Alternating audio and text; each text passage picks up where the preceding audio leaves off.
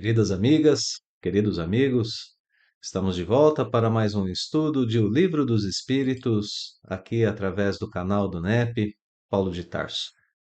Sejam bem-vindos ao nosso estudo. Continuamos agora a estudar a terceira parte de O Livro dos Espíritos, essa terceira parte que nos apresenta as leis morais. Ainda continuamos no primeiro capítulo dessa terceira parte. Hoje vamos estudar as questões que vão de 619 até 628. Essas questões compõem o item Conhecimento da Lei Natural. Antes de iniciarmos o estudo das questões, vamos, no entanto, à nossa prece inicial. Então vamos todos nós, nesse momento, elevar nossos pensamentos, buscando a imagem do amado Mestre Jesus, pedindo ao Divino Amigo que esteja conosco, que se aproxime de nós através, inclusive, da presença de nossos anjos da guarda, nos fazendo compreender bem o estudo, nos fazendo melhorar a nossa condição espiritual, para que assim possamos também nos sentir mais incentivados a seguir o seu Evangelho e a espalhá-lo pelo mundo. Muito obrigado, amado Mestre, por mais essa oportunidade de estudos e que assim seja. Meus amigos, vamos então agora ao nosso estudo de O Livro dos Espíritos, lembrando que no estudo anterior nós começamos a estudar a terceira parte, começamos ali na questão 614 do Livro dos Espíritos e tivemos aquela primeira apresentação sobre as leis naturais, né? Ou sobre a lei natural, sendo identificada como a lei de Deus, como nós vimos. Então, uma primeira apresentação da lei natural, da lei divina, uma primeira apresentação das principais características, e agora, como sequência do estudo, como sequência lógica, né? Como aquele momento em que a gente pensa no encadear das ideias do texto, a gente tem o item conhecimento da lei natural. Então, primeiramente, Allan Kardec fez aquela apresentação da lei natural, ou lei divina, e agora ele aprofunda o tema a partir da nossa capacidade de conhecimento dessa lei, o que é uma coisa muito importante, porque de nada adianta termos a lei natural vigente se o homem não tiver acesso ao conhecimento dessa lei.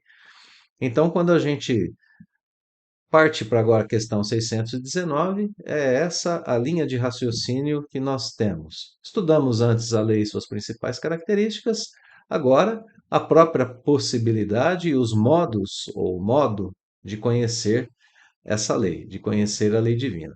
Ela tem que estar à nossa disposição, já que nós estamos submetidos a ela, enquanto seres que têm como objetivo principal o seu progresso espiritual nos dois campos, tanto no campo da inteligência, do intelecto, quanto no campo da moral, que é isso que a gente está estudando aqui nessa terceira parte. Muito bem, então vamos lá.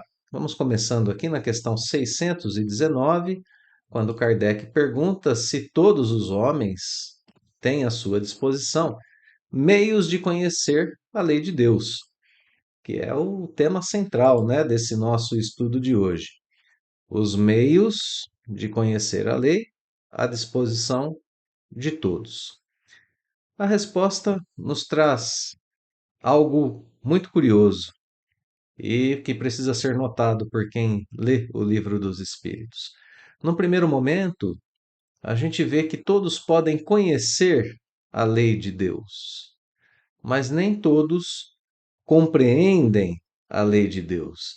E aqui há uma diferença de vocabulário, né, entre as palavras conhecer e compreender, que se torna marcante para quem está lendo o Livro dos Espíritos, né? É, tem uma diferença entre conhecer e compreender. Aí são duas coisas diferentes que dizem, que fazem uma relação direta com o intelecto humano. O ser humano tem essas duas possibilidades, né?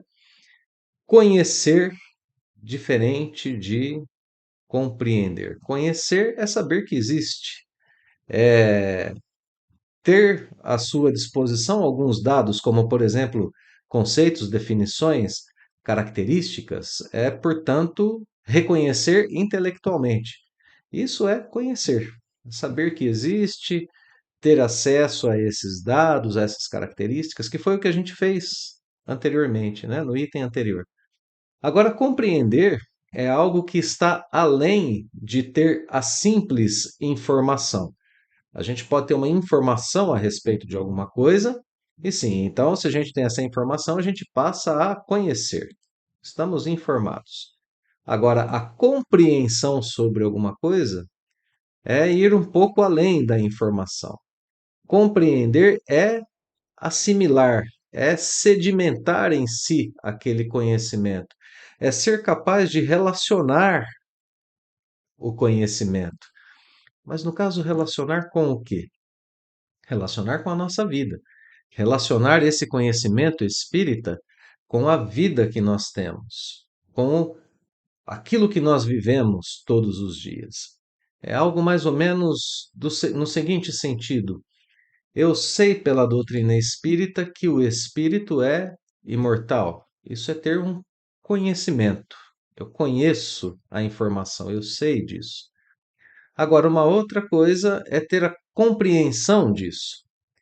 Porque a partir do momento que eu tenho a compreensão de que o espírito é imortal e que ele segue a sua existência mesmo após a morte do corpo físico, eu então me preparo para essa existência, passo a viver essa minha existência de modo a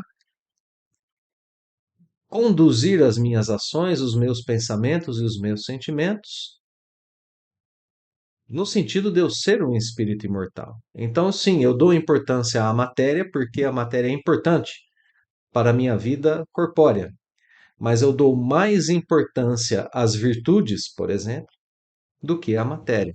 E é nesse sentido que eu vou ser uma pessoa muito honesta, porque eu sei que a virtude é um bem do espírito que é imortal, e não vou, portanto, sendo uma pessoa muito honesta, eu não vou prejudicar o meu próximo, porque eu sei que o bem maior é a honestidade que eu levo comigo durante toda a imortalidade da alma. Enquanto conseguir um bem material de forma ilegal poderia me trazer algum benefício momentâneo, mas um prejuízo para o espírito. Vejam, né, como que as consequências entre conhecer e compreender são completamente diferentes. Num outro caso, né, eu conheço a informação de que o espírito é imortal, mas se eu apenas conheço a informação, quando o ente querido desencarna, eu me desespero, porque eu não compreendi que ele é um espírito imortal. Eu apenas tive a informação. Se eu realmente compreender que aquele ente querido é um espírito imortal, aí então a vida muda. Eu sei que realmente estarei fisicamente afastado daquela pessoa querida momentaneamente, porque eu também sou um espírito imortal que também vai desencarnar e a gente vai se encontrar em algum momento.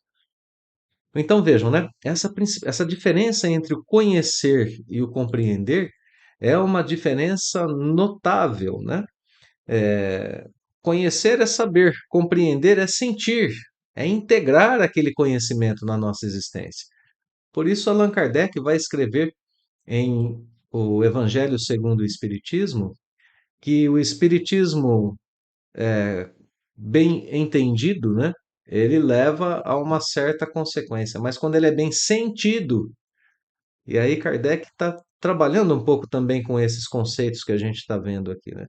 Se a gente entendeu o Espiritismo, entendemos enquanto filosofia espiritualista, ele pode fazer sentido para a gente, nós podemos achar uma doutrina muito interessante e tudo mais. E ele está no campo do entendimento, do conhecimento, né, da informação, ótimo, maravilha. Mas escreve Allan Kardec, se ele for, no entanto, bem sentido, ele leva cada um de nós a ser um homem de bem. Isso está lá no Evangelho segundo o Espiritismo. E o homem de bem é uma pessoa que tem algumas características assim muito diferentes do que as características com as quais nós estamos acostumados a lidar aqui na Terra, né? Então vejam que o resultado é um resultado muito diferente para quem conhece e para quem, mais do que conhece, compreende. Para quem coloca esse conhecimento na sua própria disposição, de modo a sentir, a integrar, a dar significado diferente à sua vida, né? Então, dois tipos aqui de ações completamente diferentes relativas ao intelecto: conhecer e compreender. Então, a todos os homens têm meios para conhecer? Sim, para conhecer, sim, mas nem todos compreendem. Então, a questão da compreensão exige alguma coisa de nós, né?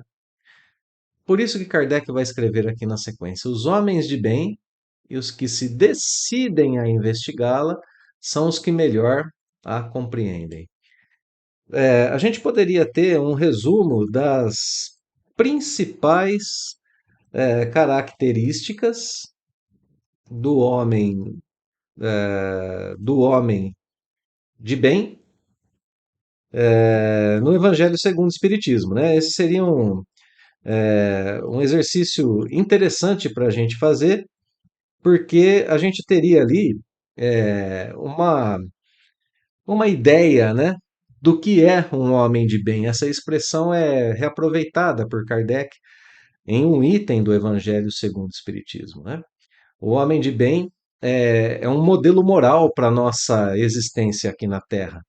É aquele homem que vai agir com retidão. Eu não vou ficar citando aqui, né, todas as características de um homem de bem que estão lá no Evangelho segundo o Espiritismo, porque o texto é um texto bem denso, né? É um texto belíssimo e que nos dá uma ideia do que é ser um homem de bem. Mas um homem de bem, em termos gerais, é alguém que age com retidão em todas as situações.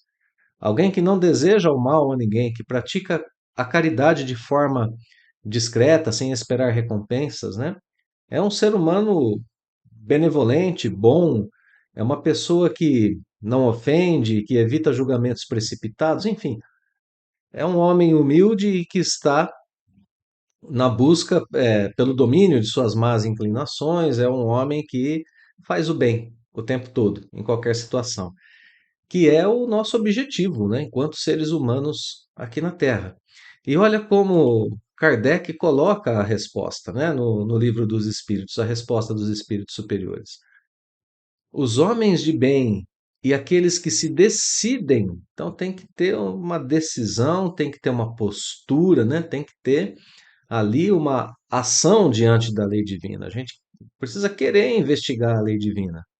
Esses são os que melhor a compreendem. Então, o homem de bem é aquele que já está no caminho do exercício das virtudes, mas não é só dele essa capacidade de compreender, não. Essa capacidade também é dada àquele que simplesmente decidiu investigar com sinceridade, né? Colocou seus esforços nessa tarefa de investigação da lei divina. Esse também vai encontrar ali os meios para compreender a lei divina.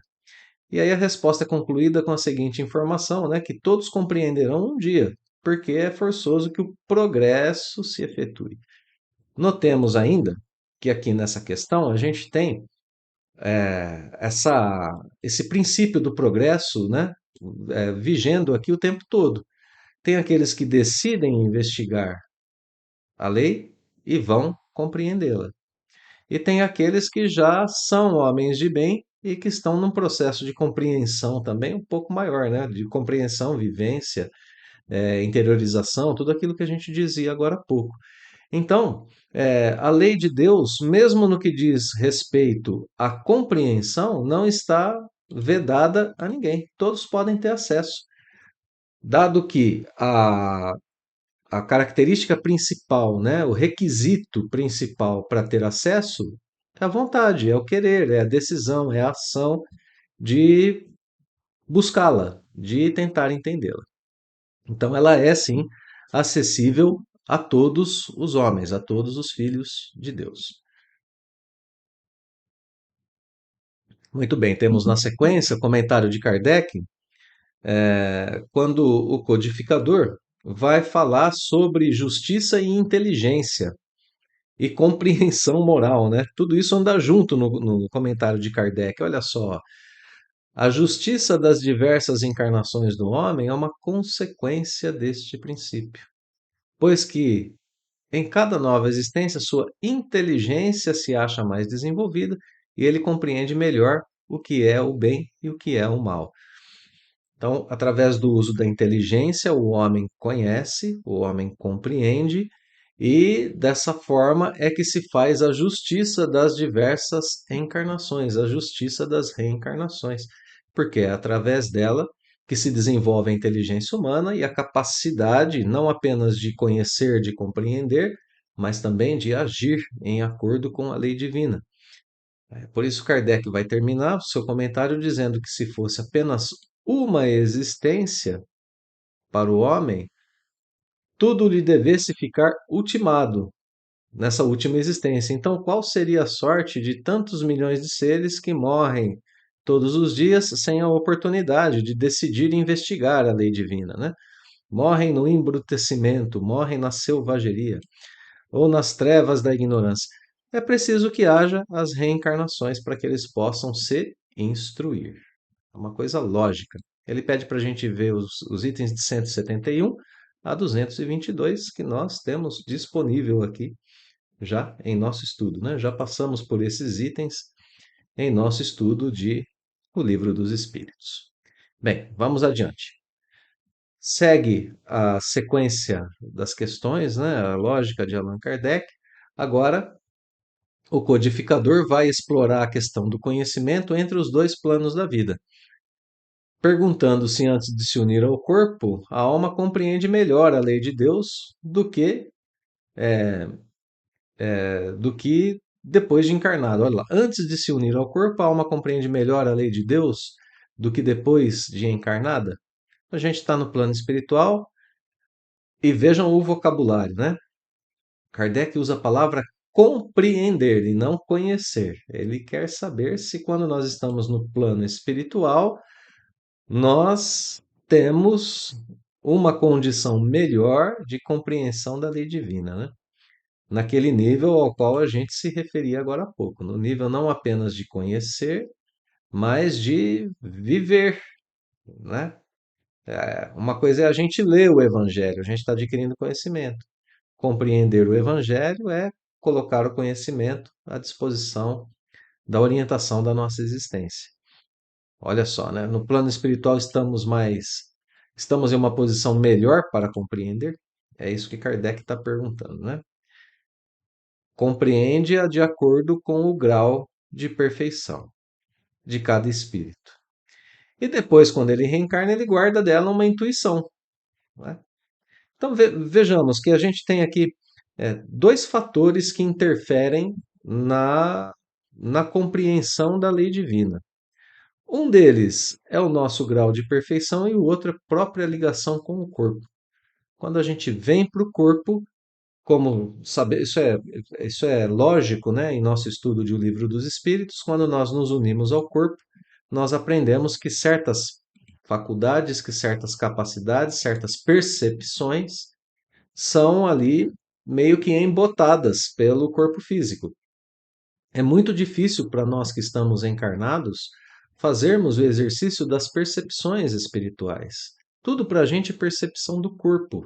O nosso mundo, nós estamos acostumados a pensar que o mundo é sensação corpórea, que a vida é sensação do corpo. Tanto assim que muitos de nós desencarnamos, continuamos a sentir fome, sede, frio, sono, cansaço. Não seria necessário, né? Porque essas são sensações do corpo físico. O espírito não precisa sentir nada disso. Então, quando a gente está no corpo, essas sensações do corpo físico ficam muito poderosas. E, inclusive, elas guiam muitas de nossas ações. Então, quando a gente vem para a vida corpórea, De acordo com o nosso grau de perfeição, a gente guarda uma intuição da lei divina quando a gente se une ao corpo, né? Olha como segue a resposta. Os maus instintos, porém, fazem com que o homem a esqueça, que é justamente essa referência da união ao corpo. Quando estamos desencarnados, por que que falham muitos planejamentos reencarnatórios? Então, olha aqui, que interessante a gente expandir a ideia aqui, né? Muitos planejamentos reencarnatórios falham porque a gente planeja lá no plano espiritual que vamos ter uma certa conduta, vamos ter uma certa linha para a nossa vida, e quando chega aqui, o corpo exige da gente certas coisas, a gente acaba cedendo ao prazer, cedendo a diversas sensações do corpo físico, e aí então a gente que não tem aquela memória clara do que foi decidido no plano espiritual, a gente que tem apenas uma intuição do que deve ser a nossa vida terrena, a gente cede aquilo que é mais imediato, né? Aquilo que está com o qual nós estamos em contato mais direto, que são as sensações do corpo. Então, vejam só, esses maus instintos, né? Os excessos de toda ordem, a vida fundamentada e pautada apenas na matéria, tudo isso nos prejudica. O espírito Miramês, ao comentar essa questão, nos ensina, né, que antes da união com o corpo, a alma tem sim mais lucidez a respeito das leis naturais do que quando encarnada. No entanto, a gente precisa levar em consideração aquilo que está escrito aqui na resposta, né? Que tudo isso varia de acordo com o grau de perfeição desse espírito que está encarnando ou que está encarnado, né? O espírito no grau de perfeição de Jesus encarna e tem plena consciência de todas as leis divinas, né? Dado o seu grau de perfeição. Agora, no caso de espíritos imperfeitos, a gente tem cada um grauzinho um pouquinho diferente e a gente precisa lidar com isso, né? Então, isso mostra que a gente não pode generalizar essa resposta, porque existem espíritos encarnados que compreendem bem a lei de Deus. E existiu Jesus que tinha compreensão perfeita dessa lei, né? Dado que ele era um espírito perfeito. Então a gente vai aprendendo aqui que todos esses fatores precisam ser levados em conta. O grau de elevação, a vida corpórea e o que que a gente faz com tudo isso, né? No fim, é o espírito vivendo essa situação. E é ele quem vai se dirigir diante dessas condições que ele tem para guiar a sua vida terrena, né? Bom, vamos seguindo adiante aqui. Questão 621, então, se é assim, onde estaria escrita a lei de Deus? Seria num livro? Seria no livro dos Espíritos, né? Seria na Bíblia Sagrada? Seria num livro de outra religião? Porque se estiver em algum livro, pode se perder com o tempo, pode ser modificada. As traduções podem trazer equívocos. Olha só, né? Onde está escrita a lei de Deus? Teríamos vários problemas se ela estivesse escrita em algum lugar. E a resposta vem dizendo que a lei de Deus está escrita na consciência. E aqui a gente precisa parar um pouquinho e fazer uma análise sobre essa pergunta e resposta, porque a gente pode ter aqui uma compreensão, mesmo dentro da doutrina espírita, uma compreensão um tanto quanto equivocada sobre o que está sendo dito nessa pergunta e resposta. Bom, e a compreensão equivocada seria a seguinte: se a lei de Deus está escrita na minha consciência, eu não preciso de mais nada, eu preciso apenas olhar para a minha consciência e então eu descubro na minha própria consciência a lei de Deus. Meus amigos, muita atenção porque essa compreensão não está correta sobre essa questão. Esse verbo aqui, essa palavra está na questão 621, ela poderia ser trazida da tradução do francês para o português de uma outra forma. E nós poderíamos ler essa pergunta do seguinte modo: onde é escrita a lei de Deus? E vou explicar o porquê. o verbo ser, né, ele pode ser traduzido das duas formas. Ele pode ser traduzido como está, pode ser traduzido como é. São duas derivações ali, variações do verbo ser, não é? Que cabem na tradução. Pensemos por um instante, a ideia que a gente está trabalhando aqui no Livro dos Espíritos é a seguinte: o espírito é criado simples e ignorante. E ele tem o seu aprendizado, o seu progresso constante, vivendo a lei divina. Ele vem para um mundo primitivo, depois ele passa para o mundo de provas e expiações, para o mundo de regeneração, e assim por diante, até chegar aos planos celestes, né? Bom, então ele aprende a lei vivendo. Portanto, a lei não está toda disponível de uma só vez na consciência humana. Conforme a gente já viu, inclusive, em questões anteriores, né? A questão 620 falava, olha, existem graus de progresso do espírito. Se existem graus de progresso, para cada grau de progresso, ele tem uma consciência maior ou menor sobre a lei divina. Ele tem um conhecimento maior ou menor. Ele tem uma compreensão maior ou menor. Portanto, a lei divina não está escrita na íntegra em nossa consciência. Não. Ela é escrita aos poucos em nossa consciência, conforme nós vamos vivendo e conforme nós vamos, segundo o próprio Allan Kardec escreveu aqui agora há pouco, vou voltar no comentário de Kardec, conforme nós vamos desenvolvendo a nossa inteligência através das encarnações e melhorando a nossa compreensão sobre o que é o bem e sobre o que é o mal. Então, a lei divina, na verdade, ela não está escrita por completo em nossa consciência. Ela é escrita a cada dia, a cada experiência. Cada vez que eu ajo de uma determinada maneira e a minha inteligência é capaz de avaliar a minha conduta. É cada vez que eu comparo a minha conduta com os 10 mandamentos, com as leis morais aqui do Livro dos Espíritos, com aquilo que me ensina o Evangelho segundo o Espiritismo.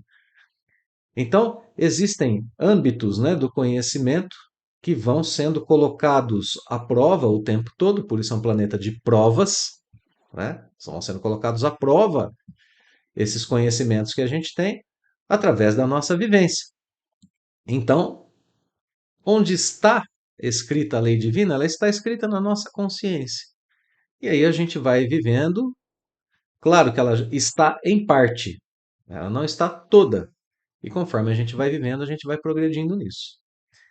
Bom, 621A, Kardec pergunta se, bom, se o homem já tem sua consciência, agora que ele fala sobre o homem, né? Aqui a gente estava falando sobre o espírito em geral, né? Aqui Kardec está falando sobre o homem. Se o homem tem em sua consciência a lei de Deus, qual a necessidade dela ser revelada pela doutrina espírita, por exemplo? Pelos 10 mandamentos, por Moisés? Qual a necessidade de Jesus ter estado conosco? É porque o homem a esquece e a despreza. Então Deus permite que ela seja constantemente relembrada. A gente esquece, despreza a lei, age de formas contrárias à lei de Deus. Então aí, de vez em quando, né, a gente tem esses ciclos em que emissários chegam aqui e tem que revelar para a gente a lei outra vez, tem que mostrar para a gente certos aspectos da lei, ou que são desconhecidos, ou que a gente esqueceu, ou que a gente não quis levar em consideração, né? Esquecemos ou desprezamos. Vejam como chega a questão 622, logo na sequência, né? Então Deus confiou a certos homens a missão de revelar sua lei, que é justamente uma linha de raciocínio muito clara, né? Está escrita na consciência? Tá. Então não precisava de revelação. Ah, não, mas é, a gente esqueceu e desprezou a lei.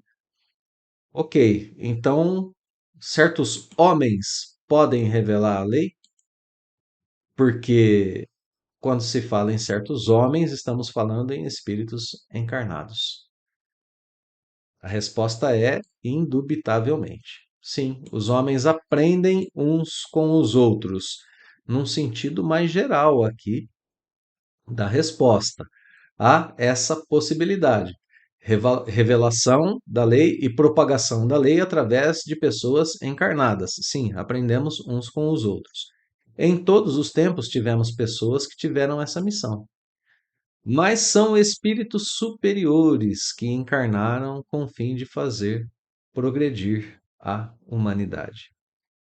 Então, não são quaisquer homens que têm essa missão de revelar a lei divina, são espíritos superiores. E se a gente quiser olhar para a conduta de um espírito superior, a gente precisa voltar lá às questões, né, nas quais Kardec colocava a escala espírita, a escala de progresso dos espíritos, e lembrar quem são os espíritos superiores, aqueles que já conquistaram algumas coisas que estão um pouco distantes ainda de nós, né? E se nós compararmos a conduta humana com a conduta daqueles espíritos superiores que ainda notamos, né, que ainda não são espíritos puros, aí aí a gente vai ver que são poucos seres humanos que realmente têm aquela conduta. Claro, né, levando em consideração aqui que a palavra superiores pode ter um duplo significado. Pode fazer uma referência direta ao grau de espíritos superiores da escala espírita, ou pode ter o significado simplesmente de espíritos superiores a nós, espíritos imperfeitos. Então aí a gente percebe que essa missão de revelação da lei divina, ela tem um aspecto amplo, né? Ela tem uma amplitude dentro do planeta Terra que deve servir aos diferentes graus de consciência, aos diferentes graus de conhecimento, aos diferentes graus de compreensão. Olha que coisa linda que nós estamos aprendendo no Livro dos Espíritos. O Livro dos Espíritos está nos dizendo o seguinte: nós não devemos, de modo algum, desprezar os conhecimentos do budismo, os conhecimentos do islamismo, os conhecimentos espirituais de qualquer povo da Terra, porque qualquer conhecimento espiritual tem algo da revelação divina, tem algo da lei divina, que está em acordo com o grau de consciência, com o grau de saber, com o grau de compreensão das pessoas que estão envoltas naquele tipo de concepção. Então, a doutrina espírita não, de modo algum, é preconceituosa com qualquer outra religião. Pelo contrário, nós temos uma missão muito bonita diante das outras religiões: aprender o que há de bom nelas. Como disse certa vez o próprio apóstolo Paulo, né? Você pode ver de tudo, mas retém apenas o que é bom. É um exercício, inclusive, né, mais um exercício de avanço para a nossa inteligência aqui na Terra. É um aprendizado maravilhoso, né? No que diz respeito ao nosso progresso, porque vai nos ajudando a vencer os nossos preconceitos, inclusive. Questão 623. Continuamos dentro do mesmo tema. Existem alguns homens que pretenderam instruir outros na lei de Deus. Esses não se enganaram algumas vezes, fazendo com que os demais se transviassem, expondo falsos princípios? Então, vejam só, né? É justamente o tema que a gente está estudando ainda. Os verdadeiros missionários são espíritos superiores, mas nem todos aqueles que se propuseram a transmitir conhecimento eram espíritos superiores. Então, o que Kardec está perguntando é o seguinte: bem, não há erros? Se não houverem erros, de onde vêm as divergências religiosas, por exemplo, né? E aí, outra pergunta: como encontrar a verdade diante de tudo isso? Como encontrar os falsos princípios para que a gente não se desvie do caminho correto, né? Tá tudo isso envolto nessa questão 623. A resposta vem: sim, realmente acontece isso, né? Existem equívocos, existem homens que ensinam coisas que não são verdadeiras e assim por diante. Certamente, hão dado causa a que os homens se transviassem. Quem segue os falsos princípios se desvia do caminho correto. Estes que ensinam assim não eram inspirados por Deus, foram movidos pela sua ambição, tomaram um cargo, uma tarefa que não era da alçada deles aqui na Terra. Ambição. Queriam reconhecimento, queriam posição social, queriam bens materiais, queriam coisas que o mundo pode oferecer. E usaram da palavra, usaram da tarefa para conseguir essas coisas, né? Todavia, como eram, afinal, homens de gênio, olha aqui o reconhecimento, né? Eles tinham capacidade intelectual para fazer isso. Não é qualquer um que consegue esse resultado, que consegue levantar multidões, levando qualquer tipo de princípio, né? Verdadeiro ou falso. Então eram homens de gênio, homens inteligentes. Mesmo entre os erros que ensinaram, grandes verdades muitas vezes encontraram. Então, o que os movia era a ambição, não era nenhuma das virtudes de um homem de bem. A inspiração que veio não era uma inspiração divina. Ainda assim, eles tinham uma inteligência, portanto, criaram algo verdadeiro. Deus permite que isso aconteça para que a gente tenha o exercício constante do desenvolvimento da nossa inteligência. A gente precisa perceber isso, né? E até porque, se a gente levar em consideração agora o progresso espiritual da humanidade, a gente precisa ter em nossa mente que isso foi um processo gradual, continua sendo um processo gradual, né? Como a gente pode observar, vai poder observar aqui daqui a pouquinho. Então, olha só, né? Se isso acontece, como que a gente identifica um verdadeiro profeta? Quais são os critérios para a gente não se deixar levar pelos falsos princípios, pelas falsas intenções, pelos caminhos equivocados?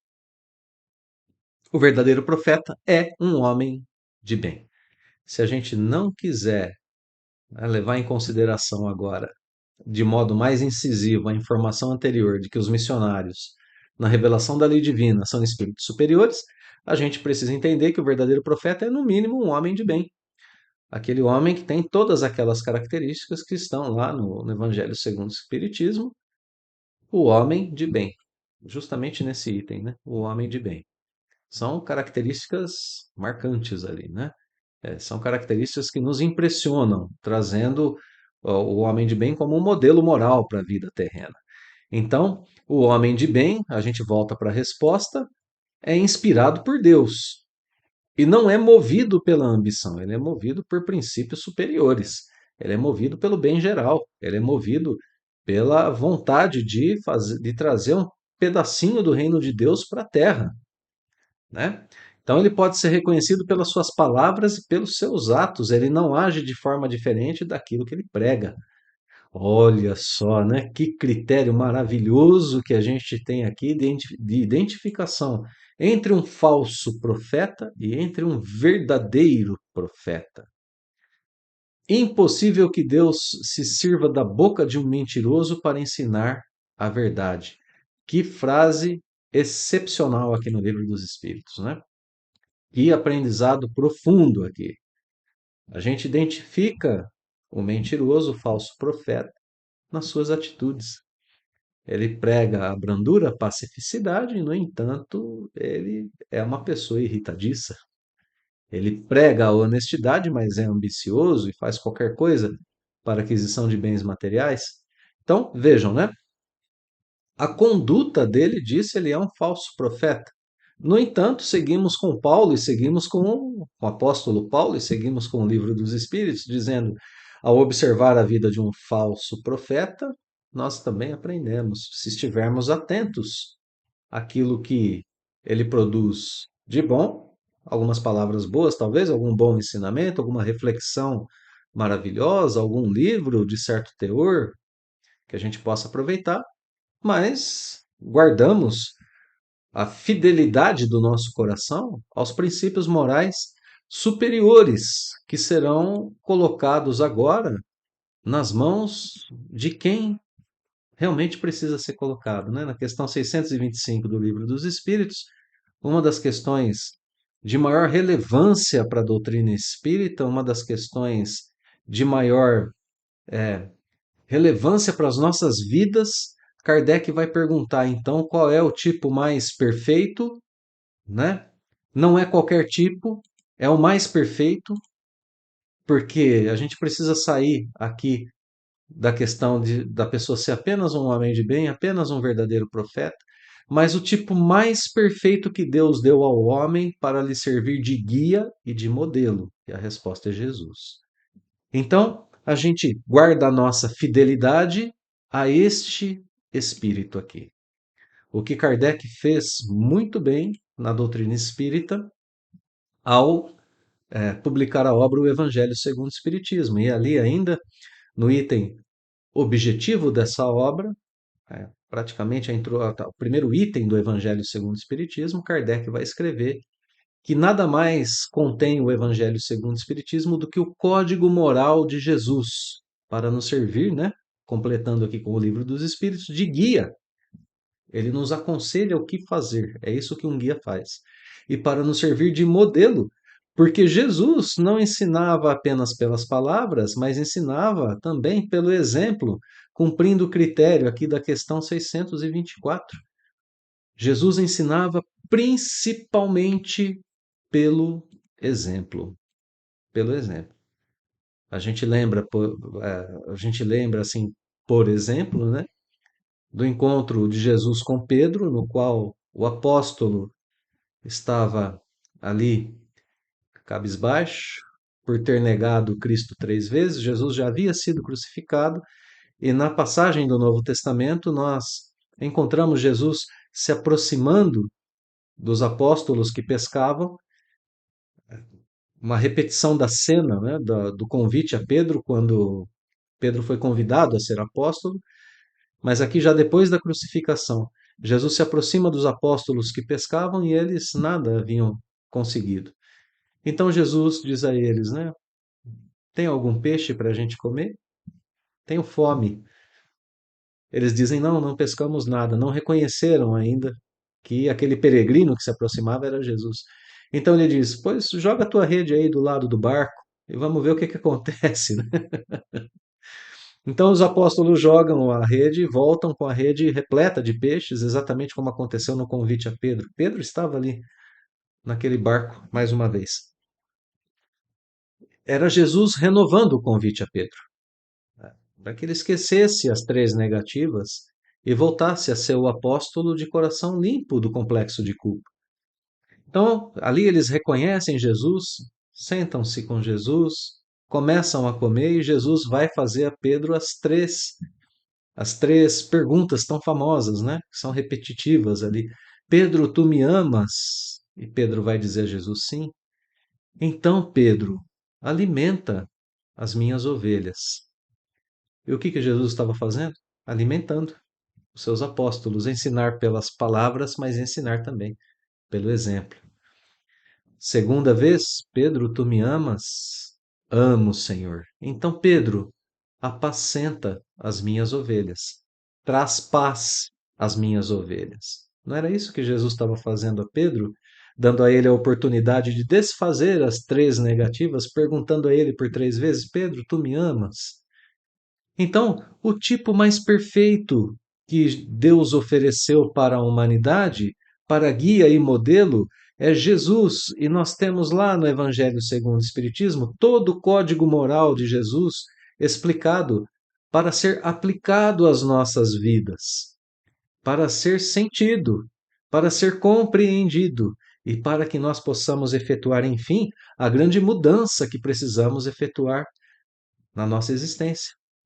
Daqui, portanto, nós temos em Jesus o grande guia espiritual da humanidade, principalmente para a doutrina espírita. Nós temos, portanto, como guia da nossa conduta moral máximo, né, Jesus, que está ali em o Evangelho segundo o Espiritismo. Então, podemos ter conhecimento, podemos ter compreensão, podemos ter consciência da lei, e temos um estudo muito profundo a ser realizado no Evangelho segundo o Espiritismo, para que a gente possa seguir com sucesso na nossa existência, né?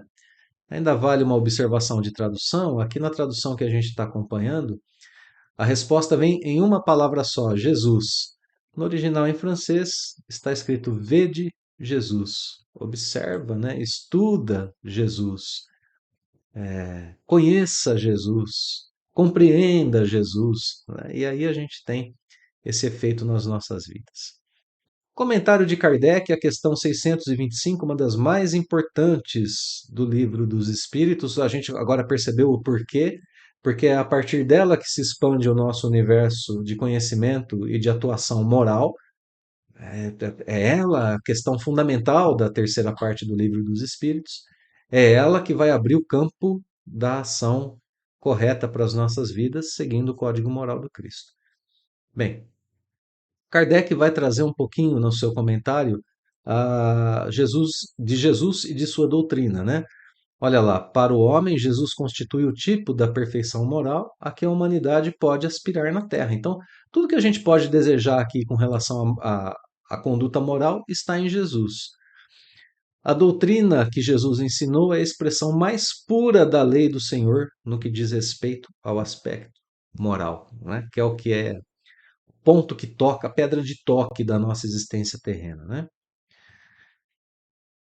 Muitos pretenderam instruir o homem na lei de Deus, mas apenas consegue desviá-lo, né? Muitos fazem isso. Isso aconteceu porque essas pessoas deixam que as dominem sentimentos demasiado terrenos e porque elas confundem as leis que regulam as condições da vida da alma com as que regem a vida do corpo. Então há uma confusão muitas vezes aqui, né?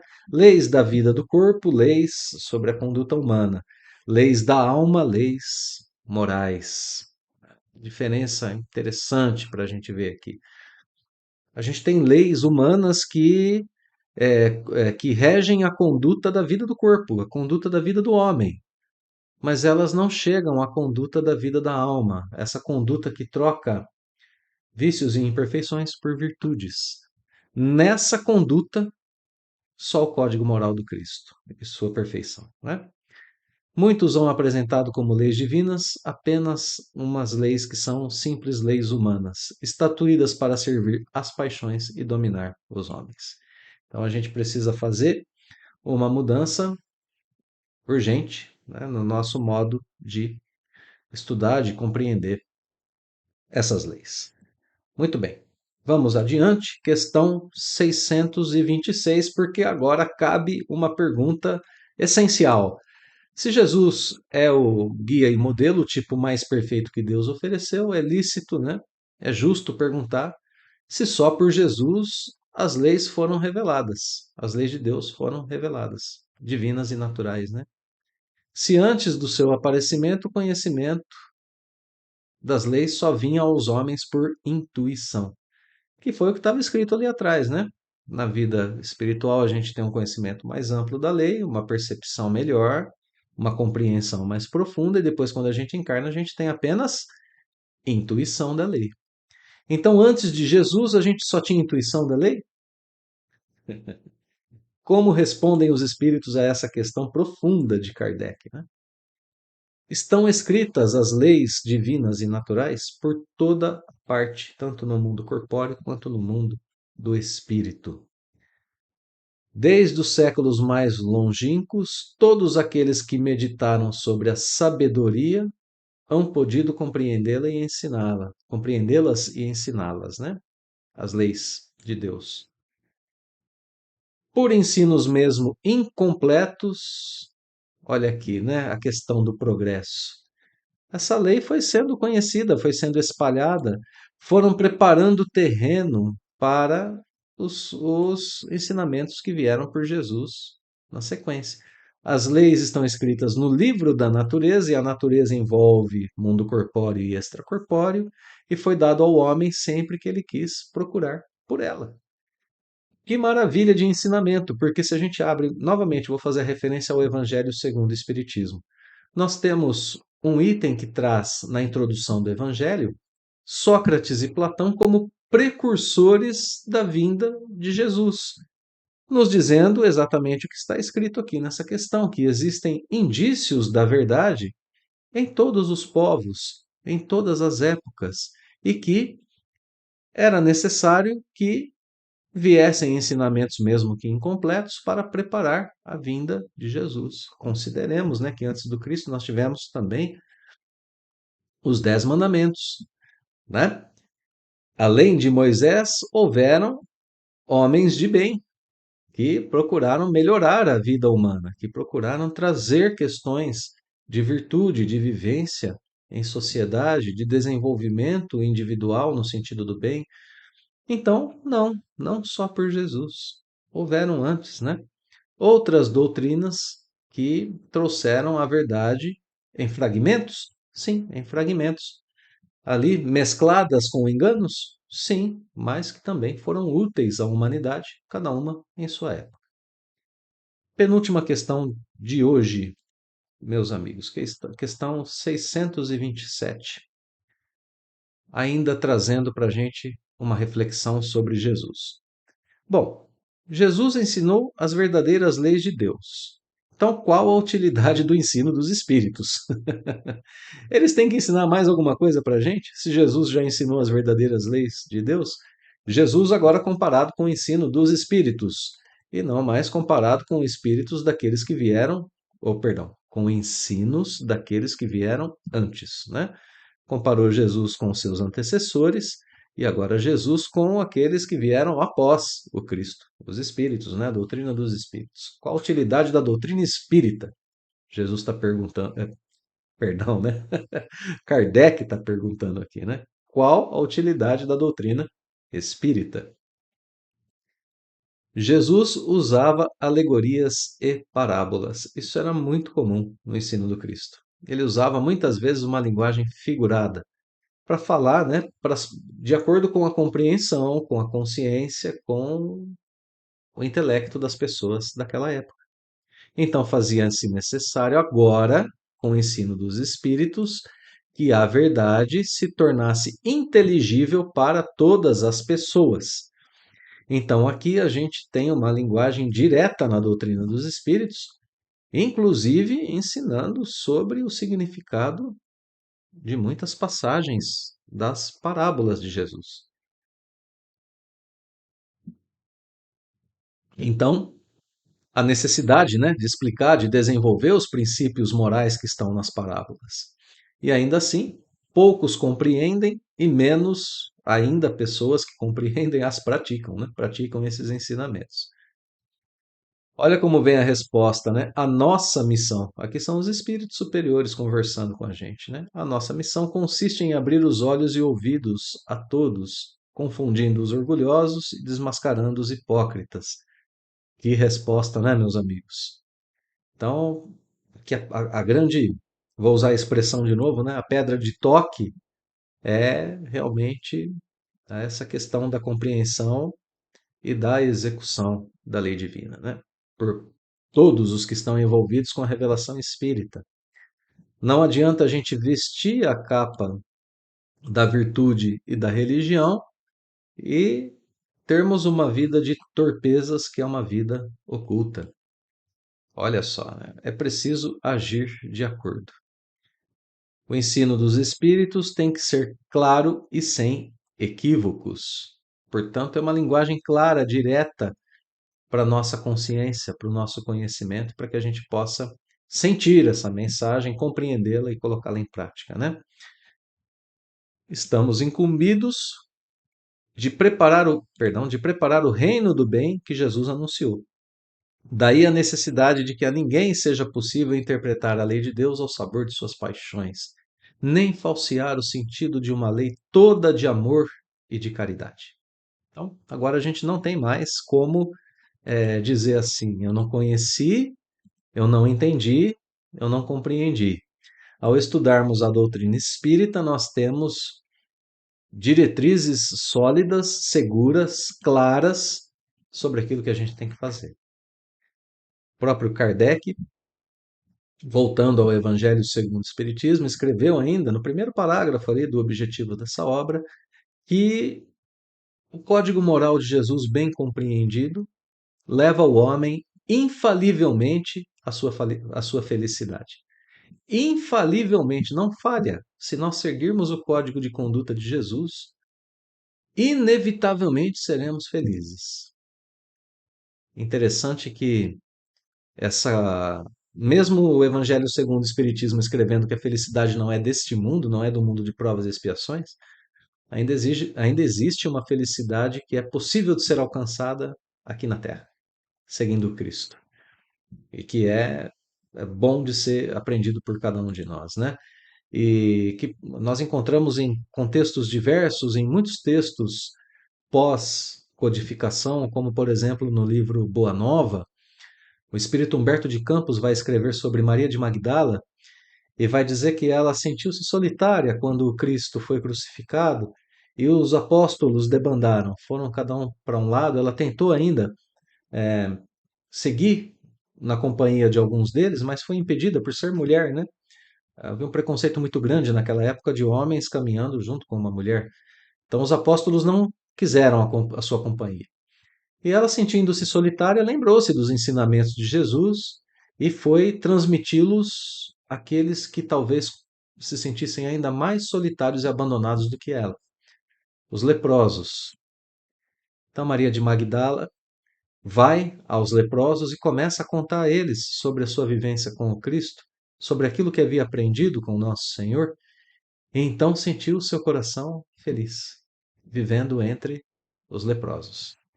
Claro, com dificuldades, sem dúvida, mas vivendo toda a felicidade que esse mundo lhe poderia ofertar dentro da vivência do Evangelho do Cristo.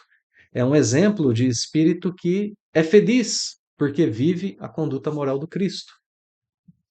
Assim como nós temos contemporâneos nossos, o próprio Chico Xavier, Divaldo Franco, ao encontrar com essas pessoas, jamais as víamos tristonhas, jamais as víamos infelizes, jamais as víamos no grau de angústia e de ansiedade que muitos de nós apresentamos nos dias de hoje, não é? Última questão, meus amigos, do Livro dos Espíritos de hoje, questão 628. Por que a verdade não foi sempre posta ao alcance de toda a gente? Por que esse grau, né? De vez em quando, uma revelação, Moisés, Jesus, doutrina espírita. Por que essa necessidade do fragmento, né, da verdade ser fragmentada? Por que esses graus de revelação para a humanidade? A resposta é muito direta, né? Importa que cada coisa venha ao seu tempo. A verdade é como a luz. O homem precisa habituar-se a ela, pouco a pouco, do contrário, fica deslumbrado. Então, aqui, uma relação entre a nossa capacidade intelectual e o grau de informação. Muita informação ou nos confunde ou nos deixa deslumbrados. Então, o espírito precisa progredir intelectualmente para ter certos tipos de informações que chegam à sua mente. E para que ele possa ter maturidade, inclusive emocional, né, para colocar essas informações em prática. E aí fica uma leve advertência dos espíritos superiores para as nossas vidas, né? Quando eles dizem que jamais Deus permitiu que o homem recebesse comunicações tão completas e instrutivas como as que são dadas hoje, através do Espiritismo, né? Na antiguidade havia algumas informações, mas esses indivíduos eram donos de apenas algumas verdades esparsas, como a gente já comentou, né, agora há pouco. Entretanto, para o estudioso, não há nenhum sistema antigo de filosofia, nenhuma tradição, nenhuma religião que seja desprezível. Como a gente dizia há pouco também, né? Em tudo há sementes, há germens de grandes verdades. Às vezes podem parecer contraditórias, podem, mas se a gente buscar, né, o sentido íntimo daquilo, o sentido profundo, a gente vai ver que todas as ideias estão de certa forma interligadas, né? O espiritismo, opa, perdão, graças à explicação que o espiritismo dá de uma imensidade de coisas que até agora se vos afiguravam sem razão alguma e cuja realidade está hoje irrecusavelmente demonstrada, graças a isso, a gente é capaz de compreender toda a história da revelação para a humanidade, né? Não desprezeis, portanto, os objetos de estudo que esses materiais oferecem. Ricos eles são de tais objetos e podem contribuir grandemente para a vossa instrução. Então vejam só, né? Conhecer a nossa história, conhecer mesmo as nossas limitações anteriores, conhecer ou reconhecer o nosso progresso, também é importante. Nós temos aqui na advertência, essa advertência leve que eu dizia, né, dos espíritos, dizendo para a gente nas entrelinhas o seguinte: olha, a doutrina espírita traz informações preciosíssimas, de modo muito claro, para que a gente possa aproveitar. Então, usemos, né? Façamos uso dessas informações. Na antiguidade havia uma limitação por causa do próprio progresso humano. E agora a gente pode olhar para trás e se engrandecer, né? Nós podemos nos elevar conhecendo essa história. Nós devemos vencer os nossos preconceitos, vencer as nossas barreiras, aumentar o nosso grau de reconhecimento das verdades onde elas estão. A missão do espírita é justamente comparar a revelação espírita com outras fontes, com outras ideias, né? E assim a gente vai aprimorando, refinando essa nossa capacidade de distinção entre o bem e o mal. É uma maravilha a gente poder entender isso, né? E, enfim, hoje a gente é capaz de compreender aquilo que Jesus respondeu, né, quando foi perguntado por um de seus apóstolos, por um de seus discípulos, porque afinal de contas, mestre, o senhor fala por parábolas às pessoas? E Jesus respondeu: é porque a vós outros, a vocês, né, discípulos, apóstolos, foi dado conhecer os mistérios do reino dos céus. Portanto, Jesus falava a eles de forma um pouco mais direta, né? Porque eles já tinham uma capacidade intelectual de receber certas verdades, intelectual e emocional, de receber certas verdades sem ficarem deslumbrados e nem confusos.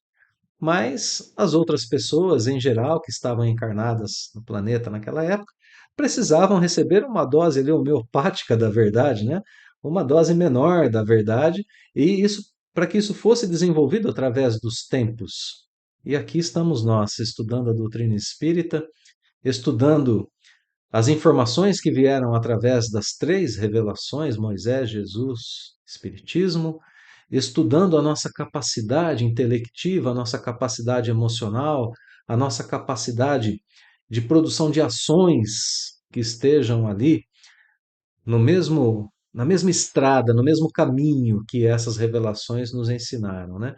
Nós estamos aprendendo a estudar tudo isso, a estudar a nós mesmos e a nos colocarmos a par da revelação divina, a par da verdade que nos levará à comunhão com a nossa felicidade e à comunhão com as leis divinas.